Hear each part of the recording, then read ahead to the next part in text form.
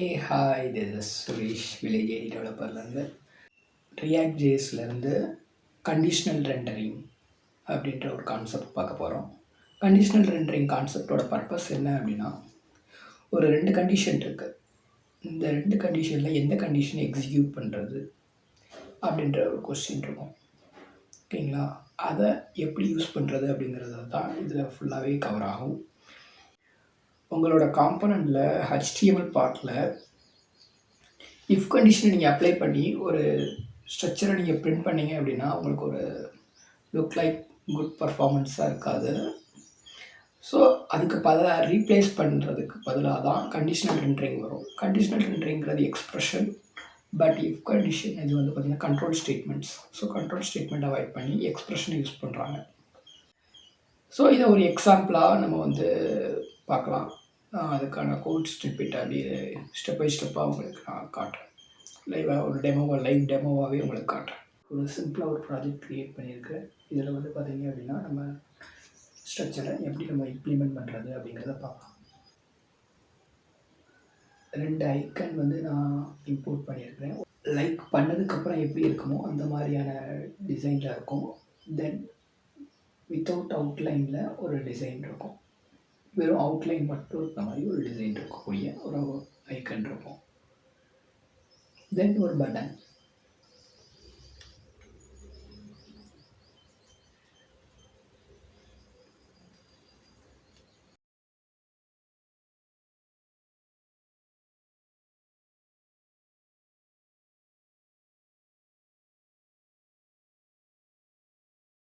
Before like பண்ணுறதுக்கு YouTube icon எப்படி இருக்கும் ஒரு யூடியூப் சேனலில் அப்படிங்கிறத அந்த ஐக்கனை வந்து நம்ம ரன் பண்ணி பார்ப்போம்.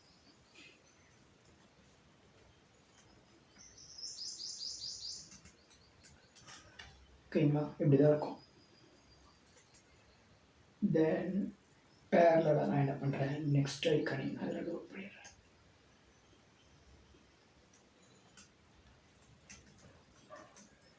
ஸோ 2 ஐக்கனுமே டவுன்லோட் பண்ணிட்டேன். 2 ஐக்கனுமே பிரிண்டில் இருக்குது. பட் எனக்கு ஏதோ ஒரு ஐக்கான் தான் தெரியும். லைக் பண்ணால் டீப் லெவலில் உள்ள தம்ஸ்அப் தெரியணும். லைக் பண்ணனா அவுட்லைனில் இருக்கக்கூடிய ஐக்கான் தெரியணும். இது 2 மட்டும்தான் லாஜிக். ஏதோ ஒன்று மட்டும்தான் நமக்கு வந்து விசிபிளாக இருக்கணும். 2மே விசிபிளாக இருக்கக்கூடாது அப்படிங்கிறது தான் கண்டிஷன். ஸோ அதை நம்ம முதல்ல இது பண்ணிக்கலாம். ஸோ அந்த பர்பஸ்க்கு வந்து பார்த்தீங்க அப்படின்னா கண்டிஷனல் ரெண்டரிங் எப்படி எக்ஸிக்யூட் பண்ணுறது அப்படிங்கிறத நான் உங்களுக்கு ஸ்லோ பண்ணுறேன்.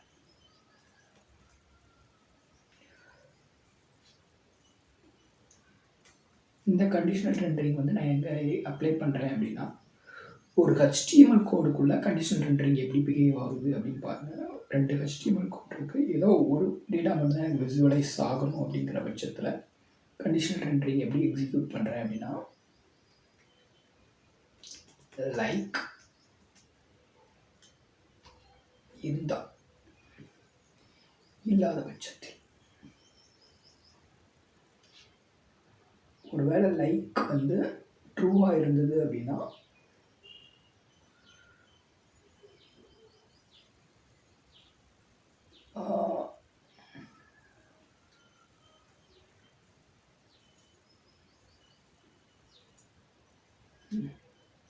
ட்ரூ இல்லை அப்படின்னா அப்போஸ்ட்ரோஃபி தான் ஃபால்ஸ் கண்டிஷன். ஃபால்ஸ் அப்படின்னு அர்த்தம். இல்லை அப்படின்னா இதை நான் ரொம்ப இப்படியாகவே எழுதிடுறேன்.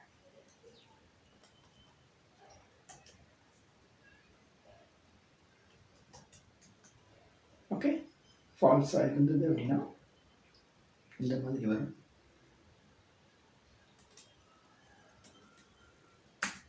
ட்ரூவாக இருந்தால்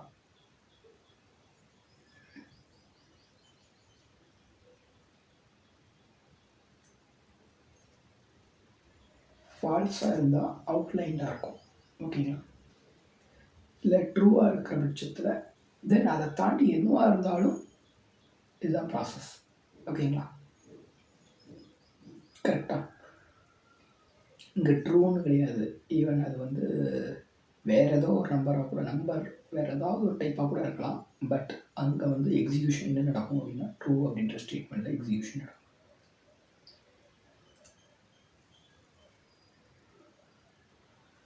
இப்போது இங்கே பாருங்கள், பை டிஃபால்ட்டாக இது இருக்குது. பட் இதனோட நான் கிளிக்கில் நான் எதுவுமே எழுதலை அப்படிங்கிறதுனால இது ஒர்க் ஆக மாட்டேங்குது. நான் கிளிக்கில் ஒரு ஃபங்க்ஷனாலிட்டி எழுத போகிறேன்.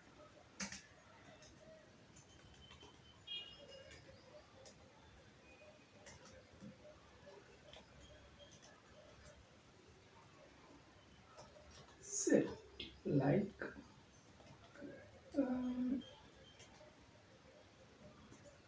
like okay. ஸோ சேம் ஃபங்க்ஷனாலிட்டியை இங்கேயும் எழுதிடுறேன். இந்த லைன் ஆஃப் கோடுக்கு என்ன மீனிங் அப்படின்னா, ட்ரூவாக இருந்தால் ஃபால்ஸாக மாற்றிடுங்க, ஃபால்ஸாக இருந்தால் ட்ரூவாக மாற்றிடுங்க அப்படிங்கிறது தான் மீனிங். லைக் பண்ணுறதுக்கு முன்னக்கூட்டி ஒரு லைக் பட்டன் வந்து எப்படி இருக்கும் அப்படி இருக்குது. இப்போ நான் இதை கிளிக் பண்ணுறேன், மாறிடுது. ஸோ லைக் அப்படிங்கிற மாதிரி ஈவன் உங்களுக்கு இந்த வீடியோ பிடிச்சிருந்தா அந்த வீடியோவுக்கு நீங்கள் லைக் கொடுக்கலாம். தென் மறுபடியும் நான் பட்டன் கிளிக் பண்ணுறேன், லைக் ஆகிடுது. ஓகே. எனக்கு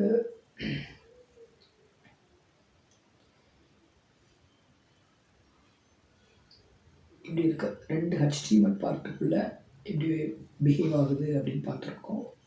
தென் இதுக்கடுத்து நம்ம இன்னொரு டைப்பாக பார்க்கலாம். எப்படி வந்து ஒரு இன்லைன் பார்ட்டுக்குள்ளே, அதாவது வேறு ஒரு டைப் ஆஃப் கண்டிஷனல் ரெண்டரிங் பார்க்கலாம். இப்போ வந்து பார்த்திங்கன்னா 2 டேக் எலமெண்ட்டை, 2 HTML எலமெண்ட்டை எப்படி பிரிண்ட் பண்ணுறது அப்படிங்கிறத கண்டிஷனல் ரெண்டரிங்கில் பார்த்தோம் இல்லை. இதே மாதிரி நம்ம என்ன பண்ணலாம் அப்படின்னா, அடுத்த கேட்டகரியாக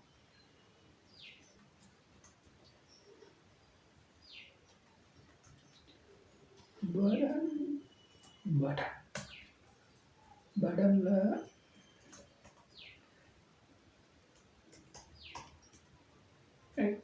ஓகே. தென் வேரியன்ட்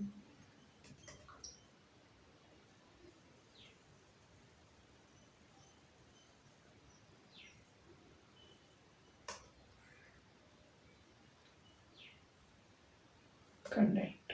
ஓகேங்களா, கண்டென்ட் அப்படின்றத கொடுத்துருக்கலாம். Then end of the line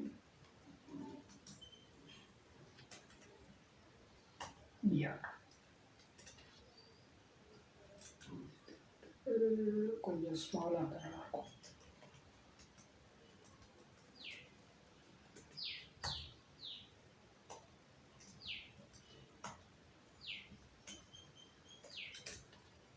okay.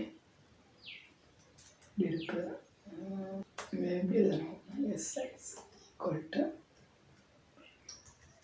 Text form done. So நான் எப்படி டெக்ஸ்ட் கொடுக்கணுமோ அதே மாதிரி டெக்ஸ்ட் பிரிண்ட் ஆகணும் அப்படிங்கிறதுக்காகத்தான் இதை கொடுத்துருக்குறேன். எஸ் சப்ஸ்கிரைப் அப்படின்னு நான் கண்டிஷனல் ரெண்டரிங் யூஸ் பண்ணக்கூடிய என்னோடய டெக்ஸ்ட் மட்டும் இல்லை, இந்த டெக்ஸ்ட்டை வந்து நான் கண்டிஷனல் ரெண்டரிங்கில் எப்படி நான் ஒர்க் அவுட் பண்ணி பார்க்கணும் அப்படிங்கிறதுக்கு வந்து வேறு ஒரு மெத்தட் இருக்குது. சிம்பிளாக அதே மாதிரி தான். அதை இங்கே எப்படி அப்ளை பண்ணுறது அப்படின்னா, வரி கொடுத்துட்டு டெக்ஸ்ட் அப்படின்னு ஒரு ஸ்டேட் வேரியபிள் வச்சுருக்கேன்ல. ஸோ இது 0 இருந்துச்சு அப்படின்னா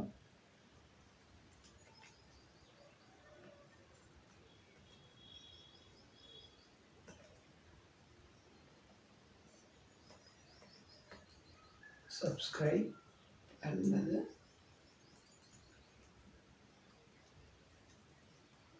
சப்ஸ்கிரைப் அப்படின்னு மாற்றிக்கலாம். நைஸில் பாருங்க, 2 டெக்ஸ்ட் கண்டென்ட்டுக்கு இடையில் கண்டிஷனல் ரெண்டரிங் வந்து இப்படி தான் அப்ளை பண்ணுவாங்க. 2 டெக்ஸ்ட்டுக்கு இடையில் கண்டிஷனல் ரெண்டரிங் எப்படி அப்ளை பண்ணுவாங்க அப்படின்னா இப்படி தான். ஓகே. இதில் வந்து இப்போ நான் பட்டனோட கிளிக்கில் வந்து நான் எந்த ஒர்க்கும் நான் பண்ணல. பட்டனோட கிளிக்கில் நான் ஏதாவது ஒரு ஆன்சேஞ்ச் மெத்தடாலஜியை நான் இம்ப்ளிமெண்ட் பண்ணும்போது அதோட டெக்ஸ்ட் வந்து மாறும். பார்க்கலாம்.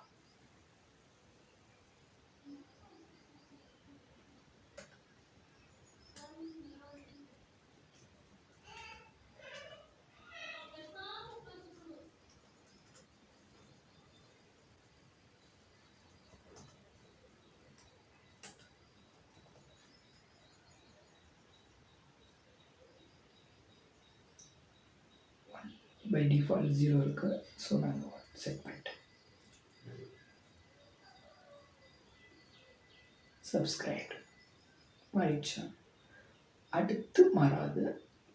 ஏன் அப்படின்னா இங்கே வந்து நான் எப்போவுமே ஆன் கிளிக்கில் இந்த இதை வந்து பார்த்திங்கன்னா ஸ்டாட்டிக்காக எழுதியிருக்கிறேன். எப்போவுமே ஒன்றா தான் மாறணும் அப்படிங்கிற மாதிரி. இந்த ஒரு ப்ராசஸையுமே நம்ம டைனமிக்காக இந்த ஒரு லைனையுமே நம்ம வந்து பார்த்திங்கன்னா டைனமிக்காக கன்வெர்ட் பண்ணலாம் கண்டிஷனல் ரெண்டரிங் யூஸ் பண்ணி. லைக் ரொம்ப சிம்பிளாக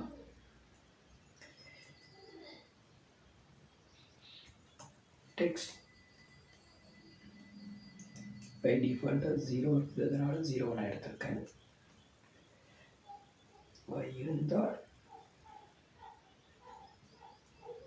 1 மாற்றுங்க, இல்லை அப்படின்னா 0.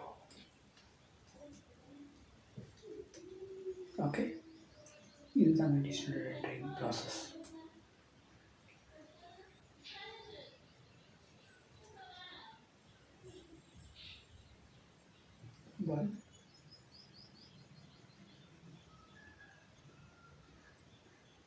மாறிட்டே இருக்கா? ஓகே,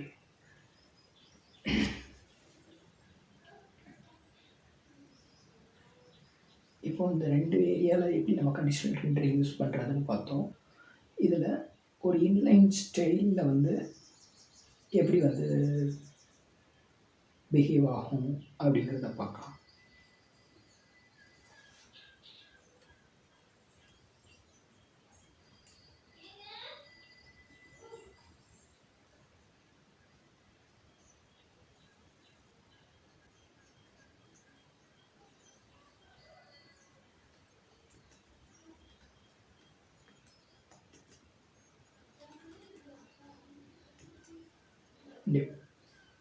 டிவ் டேக்கில் நான் இப்போ என்ன பண்ணுறேன் அப்படின்னா ஒரு இன்லைன் ஸ்டைல் எழுத போகிறேன்.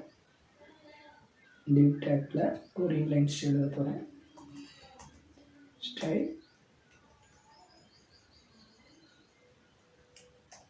பேக்ரவுண்ட்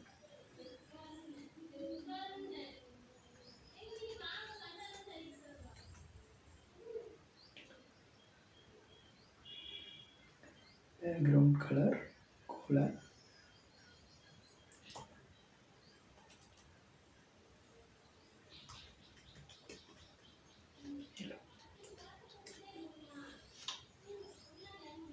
ஓகேவா? பேக்ரவுண்ட் எல்லோவாக இருக்குது.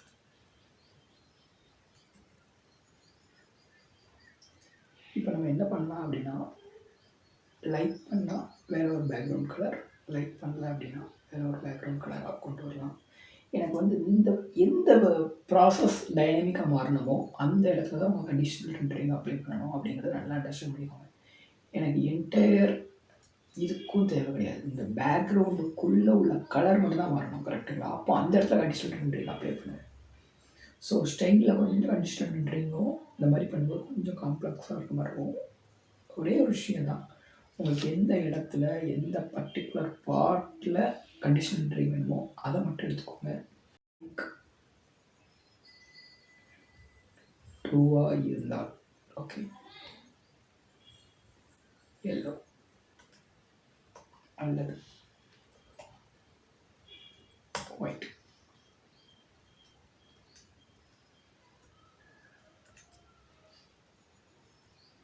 சி லைக் பண்ணுறேன், பேக்ரவுண்ட் வந்து மாறிடுது.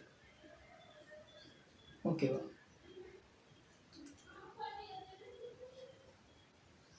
ஸோ ஸ்டைல் எப்படி ஒர்க் ஆகுது அப்படின்னு பாருங்கள். சிம்பிளாக ஒரு இது முடிச்சுருந்தேன். Const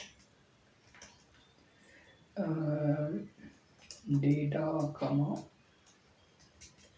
set data state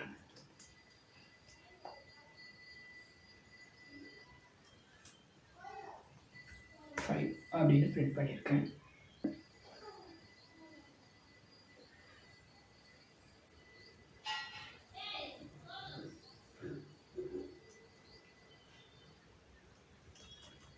data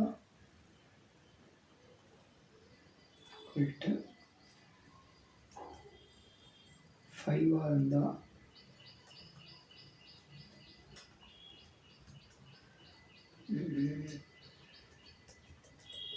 success அல்லது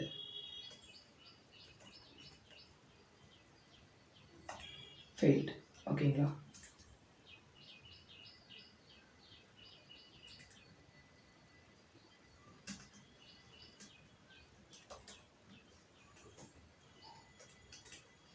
சக்ஸஸ் அப்படிங்கிறது வந்து இருக்குது. 5ஆக இருக்கிற பட்சத்தில் சக்ஸஸ். 30.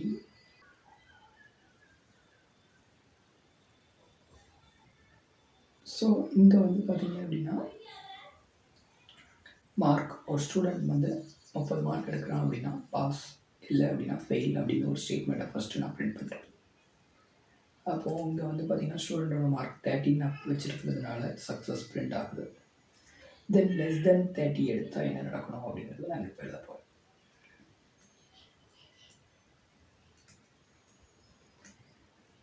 தென்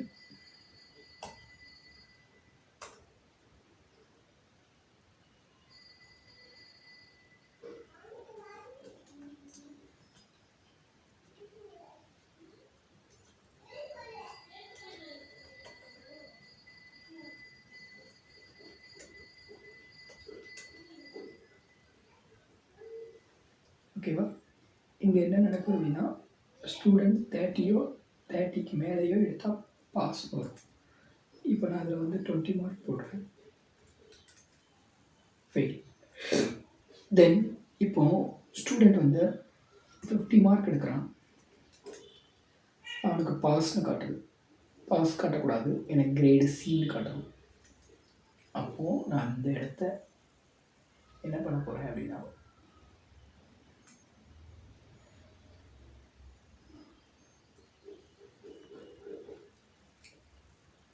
50க்கு கீழே எடுத்தால் அவன் வந்து 50க்கு கீழே எடுக்கிற எல்லாருமே வந்து பார்த்திங்கன்னா great C.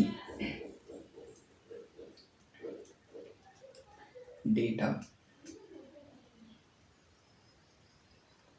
Then equal to 50 இருந்தால்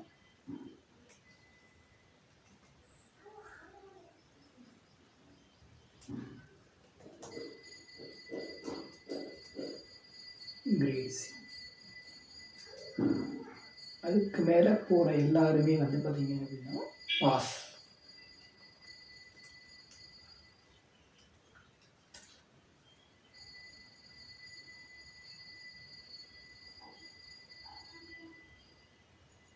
இந்த இடத்துல பாருங்கள் கிரேடு சி அப்படின்னு பிரிண்ட் ஆயிடுச்சு. தென் இதுக்கு அடுத்த லெவலில் ஸ்டூடெண்ட் 70க்கு மேலே மார்க் எடுக்கும்போது கிரேடு பி வரணும். ஸோ அதுக்கு நம்ம இந்த இடத்துல கண்டிஷன் அப்ளை பண்ணலாம். ஸ்டூடெண்ட் 70க்கு மேலே மார்க் எடுக்கும்போது கிரேடு பின்னு வரும்.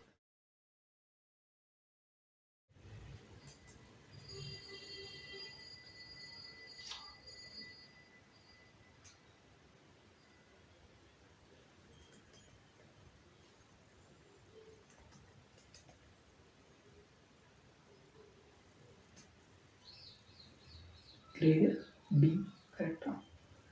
மோர் தென் 50, லெஸ் தென் 70 இருந்தாலும் கிரேடு பி தான் வரும். இல்லாத பட்சத்தில் pass. Okay, so that's it. இப்போ அவனோட மார்க் 75 இருக்கிறதுனால அப்படி காட்டுது. நான் இப்போ 65 மாற்றுறேன், கிரேட் பி வருது. uh, 25 கொடுக்குறேன், ஃபெயில். 43 grade C.